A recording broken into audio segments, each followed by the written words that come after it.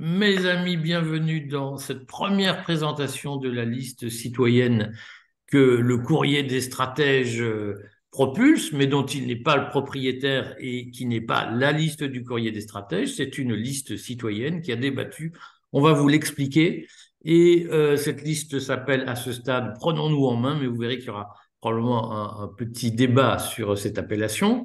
Édouard Husson va nous expliquer comment on a bâti un programme et maintenant nous commençons à communiquer sur cette liste, notamment pour recruter des candidats et surtout des candidates, parce que ce sont les candidates qui sont les plus difficiles à convaincre statistiquement. C'est pourquoi nous soulignons ce point. Mais auparavant, chacun va un peu se présenter. Moi, je suis Éric Verhaeghe, fondateur du Courrier des stratèges et j'ai un engagement libertarien à titre personnel, c'est-à-dire pour l'ordre spontané de la société, pour moins de verticalité dans notre organisation, mais je précise que cette liste n'est pas le reflet de mon engagement personnel et que donc tous ceux qui participent à l'élaboration pèsent d'un même poids pour définir son programme. Jean, dis-nous toi qui tu es. Alors, Jean Gouachman, eh bien, pour être assez synthétique, politiquement, je suis ce qu'on appelle un gaulliste historique, étant issu d'une famille gaulliste et ayant, comment dirais-je, cherché au fil du temps à acquérir des raisons, justement, pour cet engagement. Et donc, j'ai milité successivement au Rassemblement pour la République, ensuite au mouvement de De Villiers, mouvement pour la France. J'ai été élu du Rassemblement national et aujourd'hui, j'essaye de faire une synthèse de tout cela en prônant comment dirais-je, l'indépendance et retrouver la souveraineté de notre pays dans tous les domaines. Édouard, Édouard Husson, oui, bonjour à tous. Je suis directeur de la rédaction du Courrier des stratèges. J'y travaille avec Eric depuis le mois de mars 2021. S'il faut se situer politiquement, disons que je viens de la famille démocrate chrétienne pour aller vite. Et j'ai réfléchi de plus en plus depuis des années aux enjeux de souveraineté et au dévoiement de l'Union européenne ou de l'idée européenne, en particulier la confiscation des libertés à cause de l'Union européenne. Voilà en gros ce dont je vais parler quand j'aurai à prendre position sur nos propositions. Voilà. Christophe, il faut que tu branches ton micro, Christophe. Voilà. Oui, oui, oui. Bonjour, je suis Christophe Chira, j'ai 53 ans, je suis restaurateur, petit patron. Ça fait 30 ans que j'entends des promesses sur cette Europe merveilleuse qui devait nous ouvrir tant de perspectives et ça fait 30 ans que je suis déçu et donc je veux aller m'y intéresser de beaucoup plus près et si possible y faire le ménage nécessaire. Sophie, Oui, bonjour. Donc, je suis Sophie Young, architecte des PLG. Et maintenant, je travaille dans le secteur industriel entre la France et l'Afrique. Je suis profondément libertarienne et sur absolument tous les sujets. Donc, c'est pour ça que j'ai décidé de rejoindre la liste dès le départ. alors, ce que je vous propose, c'est que Édouard nous fasse le portrait du travail qui a été mené pour bâtir le programme, hein, sachant que le programme a été bâti de façon transparente sur un fil Telegram qui s'appelle Prenons-nous en main. Nous vous laisserons les coordonnées sous cette vidéo que vous pourrez retrouver dans l'espace commentaire. Vous pouvez évidemment en commentaire nous demander comment rejoindre cette liste. Mais Édouard, est-ce que tu peux nous dire comment s'est passé la construction du programme et quelles sont les grandes propositions de ce programme? Oui, Eric. C'est un travail qui a duré presque 3 mois et qui a été fait, comme tu viens de l'indiquer, à partir d'un canal Telegram, prenons-nous en main, où il y a aujourd'hui plus de 1000 inscrits. Ce canal a été l'occasion de lancer un débat. Au départ, nous ne savions pas où nous allions, puisqu'il s'agissait de parler d'Union européenne. Nous avons simplement fait part de doutes, de questions, mais chacun pouvait prendre la parole. On a eu deux étapes. une première étape qui portait plus sur les questions de souveraineté du pays où sont ressorties une dizaine de propositions qui ont été votées. Et la caractéristique de ce qui a été voté, c'est que comme il y avait eu un large débat en amont, il y a eu plus de 85% d'adhésion aux propositions en moyenne. Deuxième partie, nous avons fait la même chose en montrant qu'il y avait non seulement des enjeux de souveraineté, mais aussi des enjeux de liberté. Nous avons fait une série complémentaire de 5 propositions. Alors, pour trouver le fil directeur en fait, de la discussion, il faut comprendre la sensibilité des uns et des autres à la manière dont les institutions européennes essayent subrepticement de supprimer la souveraineté française et d'aller vers une fédération européenne. Et en particulier, face à tous ceux qui veulent nous dire, eh bien, bon, il y a les élections européennes, là, vous allez voter pour des listes françaises, et puis après, il y aura un vrai débat sur les institutions européennes, mais on prend son temps. Eh bien, je pense que tous ceux qui ont participé et qui ont voté pour nos propositions disent en gros, ben non, s'il y a des élections européennes, on va parler d'Europe. C'est curieux. Et on va parler de liberté, on va parler de souveraineté, on va parler de la France et aussi des autres nations, parce que l'Europe, telle que nous l'envisageons, c'est une association de nations libres, avec vraisemblablement, Eric, une sorte d'ordre spontané qui peut émerger si on laisse les nations coopérer comme elles le veulent. Voilà en gros l'esprit de la liste. Que tu peux nous dire les quelques grandes propositions, notamment sur la question de l'adhésion à l'Union européenne qui sortent des votes et du sondage? Alors, il y a 15 propositions, on va les publier, on les a déjà communiquées hier dans le Courrier des stratèges. Je vais en retenir 3 qui sont emblématiques. La première, la proposition qui a été faite, c'est celle de supprimer chaque année au moins 10% des fonctionnaires européens. Ce qui fait qu'à la fin d'une mandature, on arriverait à la diminution de moitié au moins des fonctionnaires européens. Ça, c'est la première chose. C'est tout à fait faisable, puisque c'est la France qui finance. Donc, si la France cesse de financer, eh ben, on pourra forcer à une renégociation sur ce sujet. Deuxième proposition tout à fait emblématique parce que elle indique bien, je crois, que nous sommes pragmatiques en matière de sortir ou pas des institutions européennes. Eh ben, prenons secteur par secteur. Et la proposition qui a été faite, c'est sur Schengen. Sur Schengen, la France doit proposer une série de renégociations. Et puis, c'est-à-dire sur l'ouverture des frontières. Sur l'ouverture des frontières. Voilà, c'est ça. Et ça peut aller jusqu'à la sortie des accords de Schengen si les partenaires européens ne veulent pas en tenir compte. Troisième proposition, on nous promet des élargissements. Alors, c'est-à-dire que de nouveaux pays entreraient dans l'Union européenne sans qu'on sache forcément comment c'est négocié, etc. Et donc, les citoyens français qui ont participé au débat ont poussé pour qu'il y ait un référendum sur chaque adhésion. Et avec l'idée, bien sûr, que si c'est rejeté par la France, eh bien, il n'y aura pas d'adhésion des pays qu'on nous propose, à commencer par l'Ukraine. Surtout l'Ukraine.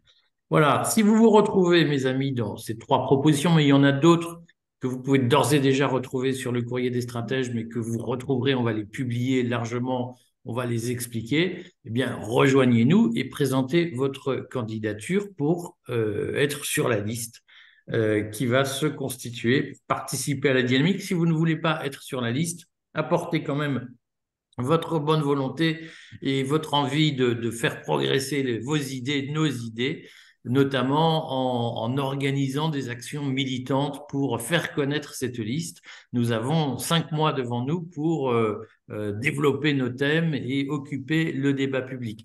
Ce qui m'intéresserait, avant de vous dire comment on va faire pour recruter des candidats, c'est que chacun de nos intervenants nous dise pourquoi il a participer à cette démarche ou pourquoi il rejoint cette démarche en cours de route. Alors, on va commencer par Christophe. et s'il peut nous dire très rapidement pourquoi il a participé au lancement de cette démarche qu'on a imaginée début septembre, puisque tu es un des fondateurs, un des acteurs de ce dispositif. Oui, c'est assez simple en fait. On s'aperçoit que plus grand-chose ne va dans nos vies et ça s'est accéléré depuis bientôt 4 ans. Et on est tous en train de râler. Et je crois qu'on ne peut pas que râler. Donc j'ai été candidat aux élections législatives de 2022 sans étiquette, je le précise. Je l'ai pas fait pour être élu, j'avais aucune illusion, mais je l'ai fait pour montrer qu'on pouvait le faire et qu'on ne peut pas que râler. Et dans le même esprit pour ces européennes, on doit se prendre en main, et donc l'intitulé du groupe Prenons-nous en main prend tout son sens. On doit le faire pour nous, pour nous-mêmes, et on doit aller voter pour nous. Il faut qu'on arrête de faire confiance à ces gens qui nous promettent un tas de choses depuis des dizaines d'années, y compris dans ceux qui seraient nos plus proches en termes d'idées, et qui nous resservent à chaque fois la soupe de l'union sacrée, et qui la font jamais. Et ben, il faut qu'on le fasse nous. Donc on se prend en main. En tout cas, moi, je veux participer à ça.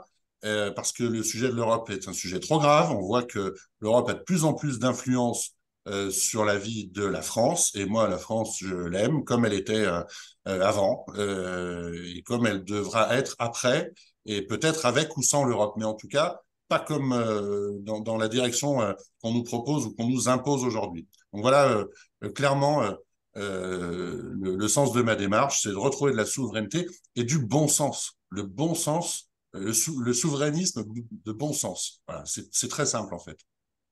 On fait tout en direct, donc il y a un nouvel intervenant qui arrive, il nous dira rapidement qui il est, mais on continue notre tour de table. Sophie, tu nous as rejoint chemin faisant, si j'ose dire. Est-ce que tu peux nous dire pourquoi tu nous as rejoint? Oui, parce que la phase d'éveil, à mon avis, est terminée.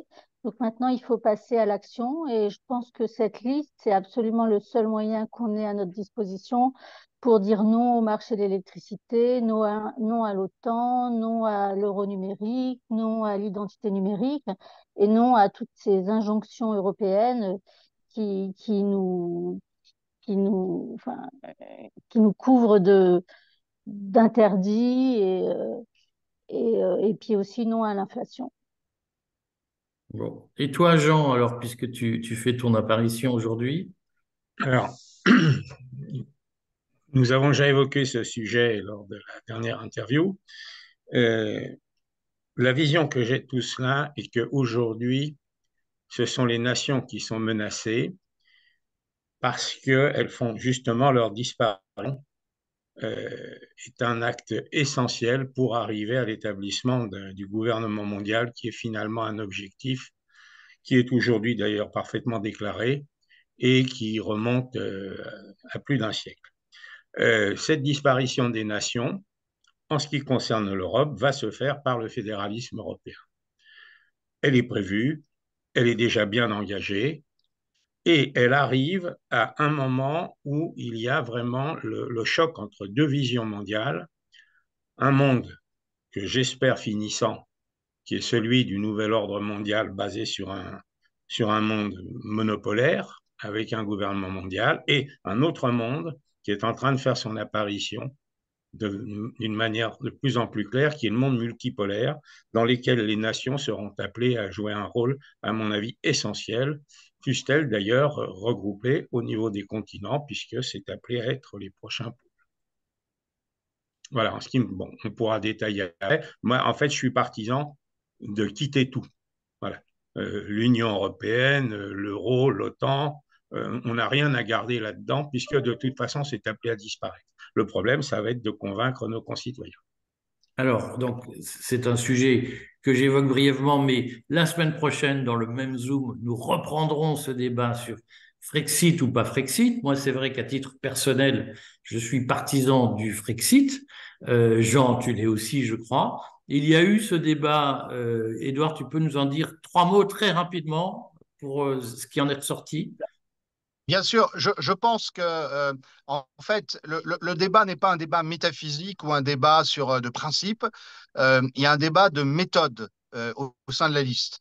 Il y a ceux qui disent Frexit tout de suite, et il y a ceux qui disent comment on fait? Est-ce qu'on n'a pas intérêt à segmenter les questions et à faire domaine par domaine? Et il y a même certains dans le débat qui disent oui, mais attendez, on ne peut jamais dire à 100% qu'un truc est mauvais. Peut-être qu'il y a quelques acquis européens qu'il faudra garder malgré tout. Donc je crois que ce débat est extrêmement utile. Il a été mené en toute transparence. Nous avons laissé les uns et les autres s'exprimer. Les propositions qui ont été votées à plus de 85% montrent qu'il y a un consensus sur le pragmatisme. Mais ensuite, comme Jean le suggérait, il y a des événements qui vont très vite et il se peut que nous ayons à prendre position très rapidement sur toute une série de domaines dans lesquels bah, c'est du oui ou du non. Est-ce que la France en fait partie ou pas? Alors donc, vous voyez, mes amis, que cette liste n'est pas une liste classique. Nous ne sommes pas dans la verticalité d'un parti où quelques personnes décident du programme. Parfois, c'est même une personne qui décide du programme et qui l'impose à tout le monde sans discussion possible. Sur la liste Prenons-nous en main, il y a des débats qui sont en plus des débats transparents et assumés, c'est-à-dire que, comme vous le comprenez, les initiateurs du projet sont plutôt favorables au Frexit, mais il y a eu un débat et nous endossons collectivement, hein, dans la solidarité gouvernementale, comme on dit dans la tradition de la Ve République, nous endossons le résultat du débat qui a eu lieu et nous disons que si nous sommes tous d'accord pour moins d'Europe, pour rassembler tout le monde, nous ne sommes pas sur une ligne radicalement Frexit immédiatement, mais nous sommes dans un objectif collectif que nous défendons loyalement de diminuer le rôle de l'Europe et de redonner de la souveraineté aux États membres. L'avenir nous dira jusqu'où on va. C'est comme ça, la vie politique, on ne peut pas tout trancher par avance et c'est le choix que nous faisons dans cette liste de ne pas tout trancher de façon fermée et de prendre en compte la recherche du plus grand accord entre les participants. Tout ça pour vous dire que si vous vous retrouvez dans cet esprit où il y a des débats transparents, où il n'y a pas de volonté de verticalité, d'imposer une ligne par un appareil, mais où il y a une discipline individuelle où chacun participe à la délibération démocratique, rejoignez-nous. Nous allons laisser une adresse mail en dessous de cette vidéo que vous regardez en ce moment. Écrivez-nous votre candidature avec un CV. Simplement, il y a une règle précise, c'est que nous évitons les trolls, nous évitons les infiltrés, et pour y parvenir, il y a une procédure d'investiture interne autour d'un descriptif de ce que nous attendons d'un candidat. Et donc, évidemment, il ne s'agit pas de prendre tout le monde, n'importe comment, n'importe quand. Il y a des règles à respecter. Voilà. Est-ce que l'un d'entre vous ou l'une d'entre vous veut ajouter quelque chose? Bon. Oui, moi je veux bien pour revenir sur ce qu'on dit. Dans nos propositions, prenons ce que citait Sophie, le marché de l'électricité, dont nous voulons qu'il soit renégocié. Prenons Schengen que j'ai donné comme exemple. Il y a la possibilité d'une sortie complète. Et ça sera débattu, bien sûr, en fonction des réactions des partenaires européens. Je crois que c'est important de comprendre cette démarche, c'est que nous, nous avons décidé, je dis ça peut avoir l'air ironique, mais nous avons décidé que nous allions parler d'Europe pour ces élections européennes. Et donc l'Europe, par définition, on l'a fait avec d'autres États membres, et c'est bien de savoir ce que eux pensent et comment ils réagissent. Voilà. Rejoignez-nous, envoyez vos candidatures. Et puis, à la semaine prochaine, chaque vendredi, nous ferons un débat de cette nature pour faire connaître notre liste. Et si vous voulez participer à ce débat, intervenir, faites-nous signe que nous puissions le faire. À bientôt, mes amis.